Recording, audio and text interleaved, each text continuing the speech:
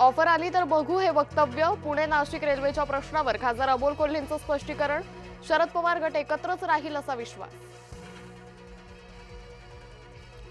पावसाळी अधिवेशनानंतर काँग्रेसमध्ये मोठे फेरबदलाची शक्यता. हर्षवर्धन सपकाळांची प्रदेशाध्यक्षपदावरून उचलबांगडी होण्याची शक्यता.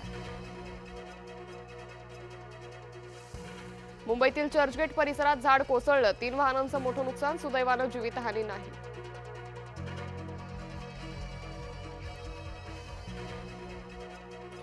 मुंबईच्या उपनगराला रात्रभरात पावसानं झोडपलं. दादर सायन्ससह किंग सर्कल भागात पाणी साचलं. मुंबईला आज पावसाचा ऑरेंज अलर्ट. पावसामुळे मुंबईतील लोकल सेवेवर परिणाम. पश्चिम रेल्वेसह मध्य रेल्वेवरील लोकल 10 ते 15 मिनिटं उशिरानं, तर हार्बरवरील लोकल 5 ते 10 मिनिटं उशिरा.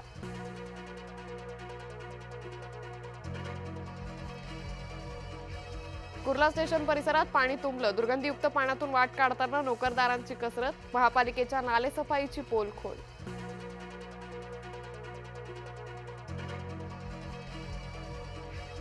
पालघर जिल्ह्याला आज पावसाचा रेड अलर्ट. मुसळधार ते अतिमुसळधार पावसाचा इशारा. शाळा महाविद्यालयांना सुट्टी जाहीर.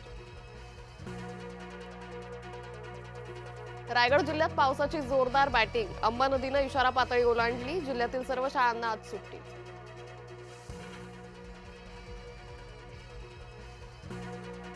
पावसाचा मुंबई गोवा महामार्गाला फटका. निवळी घाटात संरक्षण भित्तीच्या बाजूची दरड कोसळली. दगड रस्त्यावर आल्यानं वाहतुकीला धोका. कोयना धरण परिसरात पावसाचा जोर. धरणात 5861 क्युसेक पाण्याची आवक. पाणी पातळीत 1 फुटानं वाढ.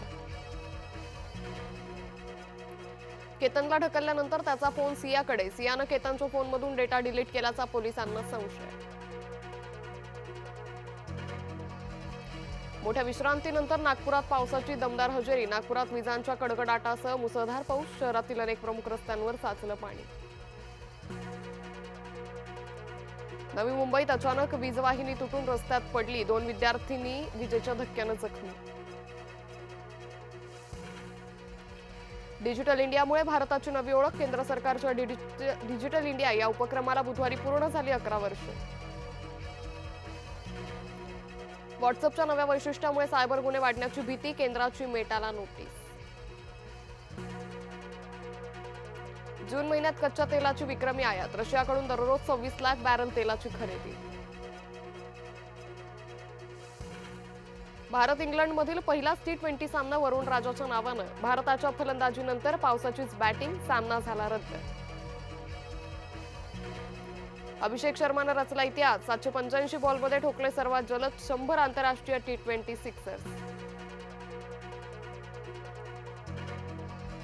महिला विश्वचषकात आज यजमान इंग्लंड समोर दक्षिण आफ्रिकेचं आव्हान. आजचा सामना जिंकणारा संघ अंतिम सामन्यात कांगारूंशी भिडणार. सुप्रसिद्ध अमरनाथ यात्रा सुरू. उद्या होणार शिवलिंग दर्शन.